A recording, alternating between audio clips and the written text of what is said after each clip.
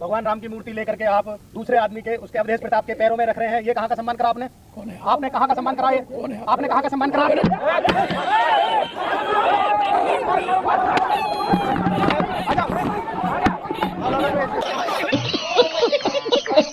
आप ये कह रहे हैं ये सिर्फ फिर आस्था की घुट्टी पिए हुए जो भटके हुए बहके हुए युवा थे जो चाकू लेकर आए, ये कालने भी लोग हैं और कालने भी लोग से हम नहीं डरते हैं सर।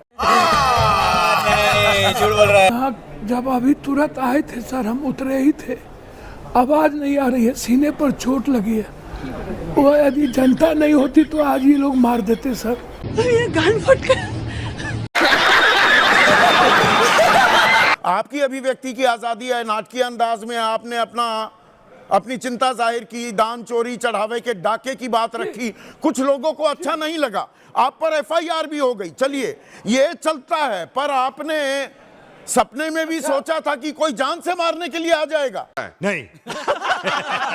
प्रधानमंत्री पप्पू यादव जब जेन जी के बच्चों को माफ कर देते हैं अभद्र भाषा के लिए, गाली गलौज के लिए, तो आप कहते हैं वो विक्टिम कार्ड खेल रहे हैं। कहीं यहाँ पर पप्पू यादव तो विक्टिम कार्ड नहीं खेल रहे हैं। आस्था की सीमा, सनातन के अपमान सम्मान की वो मर्यादा आपने लांघ दी।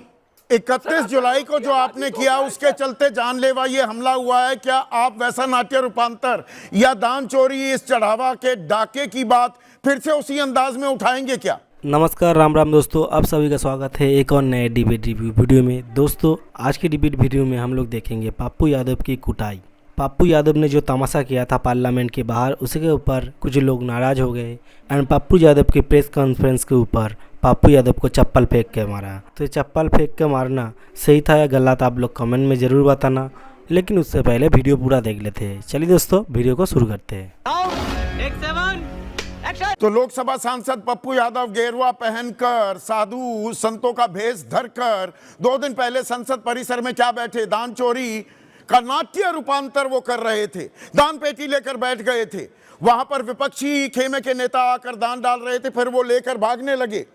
इस पर संत समाज इतना आहत हो गया कि एफआईआर दर्ज करा दी गई। 20 घंटे नहीं लगे एफआईआर दर्ज होने में।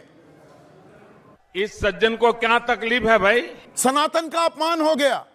लेकिन चढ़ावा चोरी की खबर, वो डाके की खबर आए, अब 2 महीने होने को आए, जिसमें 20 दिन लग गए थे एफआईआर दर्ज होने में। वहां सनातन का अपमान नहीं हुआ, साधु संत सड़कों पर नहीं उतरे। हमारे यहाँ ऐसा ही होता है। और आलम तो यह हो गया कि पप्पू यादव आज एक प्रेस कॉन्फ्रेंस कर रहे थे, उनके घर में हमलावर बड़ा चाकू लेकर, अभी चाकू आपको मैंने दिखाया, फिर दिखाएंगे। पप्पू यादव हुआ क्या? आप तो प्रेस कॉन्फ्रेंस कर रहे थे वहां पर, सारे प्रेस के साथी के सामने इन्होंने हमला, बस एक ही बात कहा कि तुम बजरंग दल वाले हम हैं, तुमको बार बार कह रहे हैं माफ़ी मांगने के लिए, माफ़ी नहीं मांग रहे हो, और ये अवधेश प्रसाद का पैर क्यों छू रहे हो, उसका पैर क्यों छूते हो, उसके पैर पर माथा क्यों रखे, बस हमला करने से तो लोग पकड़ लिए, तब जो बहुत दूर से चप्पल फेंक दिया। देखा आपने लापरवाही का नतीजा है। सर ये कई दिनों से ये बाबा लोग, संत लोग, कुछ अब हम तो नकली संकली नहीं बोलोगे सर, ये लोग कह रहे हैं जिंदा जला दो पप्पू यादव को, कोई कह रहा है 51 लाख रुपया, ऐसा कोई संत बोलता है सर? आप कहाँ के ज्ञानी बाबा? एक हमलावर था, 2 लड़के थे। एक था कि 2 लड़के थे, आपके कितने नजदीक आए ये चाकू आपके हाथ में जो आप दिखा रहे हैं पत्रकारों को, ये चाकू कैसे आया आपके हाथ में? सर ये जब सारे लोग पकड़े और वो जब निकाल के दौड़ रहा था, उसी वक्त उससे चाकू छीना गया, और उसके तब तक दिल्ली पुलिस आ गई दौड़ भीतर बाहर से। जो मेरे पास दिल्ली पुलिस है उसने चाकू छीना उससे। और सर ये तो लगातार परसों से सर हमने शंकराचार्य जी पर ये लोग गाली गलौज किए, पिटवाए, तब कोई मुद्दा नहीं था। हमने तो किसी का नाम नहीं लिया था सर। आदरणीय राहुल गांधी, प्रियंका गांधी और अभी अखिलेश जी ने हमको फोन करके मेरा हालचाल लिया। अखिलेश जी लगातार इस देश के सनातन को मानने वाले जो लोग हैं और मंदिर के प्रति जो देश के 100 करोड़ लोगों का जो आस्था है, उन आस्था को बचाने के लिए जो लगातार विपक्ष और राहुल गांधी, अखिलेश जी, प्रियंका जी लड़ रहे हैं और एक आवाज दे रहे हैं, मैंने उसी में एक तरीका अपनाया। अच्छा के तरीके से देखिए पप्पू यादव, आप खुद लोकसभा सांसद हैं, अभिव्यक्ति की आजादी की पैरवी आप भी करते हैं। आपकी अभिव्यक्ति की आजादी है, नाटकीय अंदाज में आपने अपनी चिंता जाहिर की, दान चोरी चढ़ावे के डाके की बात रखी, कुछ लोगों को अच्छा नहीं लगा, आप पर एफआईआर भी हो गई। चलिए ये चलता है, पर आपने सपने में भी सोचा था कि कोई जान से मारने के लिए आ जाएगा? नहीं। मैं तो कभी नहीं सोचा कि साधु और कोई बजरंग दल, तो विश्व हिंदू परिषद जिंदाबाद और उसके बाद टाइगर से मारने का तौर जाए। सर आज पब्लिक नहीं होती तो हम नहीं बचते। सर आज छात्र यूथ नहीं होते, जो गरीब लोग नहीं आते तो बचने की कोई उम्मीद नहीं थी। सर कैसी लगी?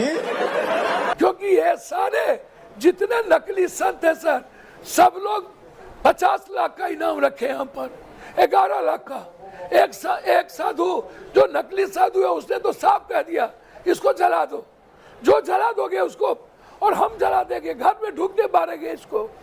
आप सर देख लीजिए, मैं टोटल आपको भेज देता हूं सर। प्रधानमंत्री पप्पू यादव जब जेनजी के बच्चों को माफ कर देते हैं अभद्र भाषा के लिए, गाली गलौज के लिए, तो आप कहते हैं वो विक्टिम कार्ड खेल रहे हैं। कहीं यहाँ पर पप्पू यादव तो विक्टिम कार्ड नहीं खेल रहे हैं। समझ रहे हो? समझ रहे हो ना? सर एक बात बताऊं सर गाजियाबाद में पीटा जा रहा है जो लोग धरना में आए थे, जो लड़की आई थी सर गाजियाबाद, कोई विक्टिम कार्ड नहीं है सर उसका। सर वो जबरदस्ती उस बच्ची से और माँ को डरा करके बजरंग दल वाले पूरे देश में जहां जहां बेटी और बच्चे धरना में गए, सभी जगह बजरंग दल, विश्व हिंदू परिषद वाले उसको पीट रहे हैं सर। बड़ा हरामी हो बेटा। उसको घर में डरा रहे हैं और दिल्ली पुलिस उसको ले गई है सर यहाँ से। वो प्रेस के सामने सर उन्होंने टाइगर से चप्पल फेंका सर, प्रेस के सामने। प्रेस नहीं होता तो एक बात उठ सकती थी सर। कहा का सर आज तक तो मैंने कभी नहीं खेला सर, मैंने तो कभी नहीं मांगा किसी चीज से। सर ये लोग तो 2 दिनों से हमको मारने की साजिश कर रहा है, डरा मार देंगे पप्पू यादव को, जो कभी सनातन की विचारधारा की बात नहीं की। पर क्या आपको लगता है कि वो नाट्य रूपांतर जो आपने परसों किया, जो साधु का बेस धरकर दान पेटी लेकर बैठे आपने, वो नाट्य रूपांतर, वो एक आस्था की सीमा, सनातन के अपमान सम्मान की वो मर्यादा आपने लांघ दी? इन हाइंडसाइट क्या आपको लगता है कि नहीं, उतना करने की जरूरत नहीं थी? कुछ लोगों की भावनाएं आहत हो सकती हैं।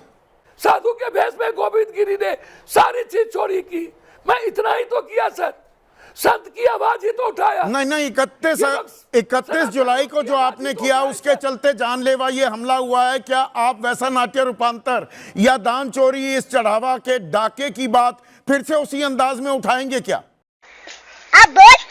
विपक्ष हमारे नेता राहुल गांधी जी, प्रियंका गांधी जी और विपक्ष के नेता अखिलेश जी और सारे विपक्ष इस देश के 100 करोड़ के लोगों की आस्था के लेकर प्रधानमंत्री से जवाब चाहते हैं और गिरी चंपत राय की गिरफ्तारी चाहते हैं, चंदा चोर का उजागर चाहते हैं। तो इतना तो आप ये मुद्दा उठाते रहेंगे, चाहे ये आज जानलेवा हमला हो गया हो, चाहे वो चाकू लेकर घुस गए हो हमलावर, चाहे जितना, आप पीछे नहीं हटेंगे, ये मुद्दा उठाते रहेंगे। आपको मैं बता दूं सर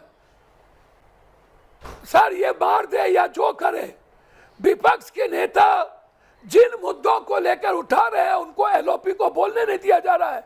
सर इन मुद्दों पर 100 बार मरना पसंद करेंगे, लेकिन सनातन की संस्कृति और हमारा जो हिंदू धर्म का आस्था है, उस आस्था के साथ इन नौटंकी बाबा को सर खिलवाड़ करने नहीं देंगे, चाहे 100 बार मरना पड़े। कुछ जानलेवा हमले के बाद भी अपनी बात उठाते रहेंगे। आप ये कह रहे हैं ये सिर्फ फिर आस्था की घुट्टी पिए हुए जो भटके हुए बहके हुए युवा थे जो चाकू लेकर आए, आप इनके खिलाफ सख्त से सख्त कार्रवाई चाहेंगे या दरिया दिली दिखाकर कि ये भटक गए तो मैं माफ करने को तैयार हूं? क्या आप इन्हें माफ करने को तैयार हैं या सख्त से सख्त कार्रवाई होनी चाहिए? काय का कार्रवाई? उसको तो कोई भेज रहा है, उसको तो कोई ऊपर से भेज रहा है, कोई टाइगर लेके भेज रहा है। वो एक हथकंडा है हुजूर, वो तो मोहरा मात्र है। अब इनसे कौन डरे सर? मात्र मोहरा है। ये जो बैठे हैं बड़े बड़े ठाक अपराधी बाबा के भेष में जो ये लोग लुटेरे हैं, ये कालनेमी बाबा जो जिसको हमारे हनुमान जी ने खत्म किया था रामायण के काल में, ये कालनेमी लोग हैं और कालनेमी लोग से हम नहीं डरते हैं सर। जब अभी तुरंत आए थे सर, हम उतरे ही थे, आवाज नहीं आ रही है, सीने पर चोट लगी है। वो यदि जनता नहीं होती तो आज ये लोग मार देते सर। ये गान फट गया। दोस्तों आज की ये वीडियो यही तक थी। वीडियो कैसी लगी कमेंट में ज़रूर बताना, और चप्पल फेंकने वाली बात ज़रूर से लिखना कैसी लगी आप लोगों को, और इसी तरह की वीडियो देखने के लिए चैनल को सब्सक्राइब कर लेना। चलिए दोस्तों मिलते हैं नेक्स्ट वीडियो में।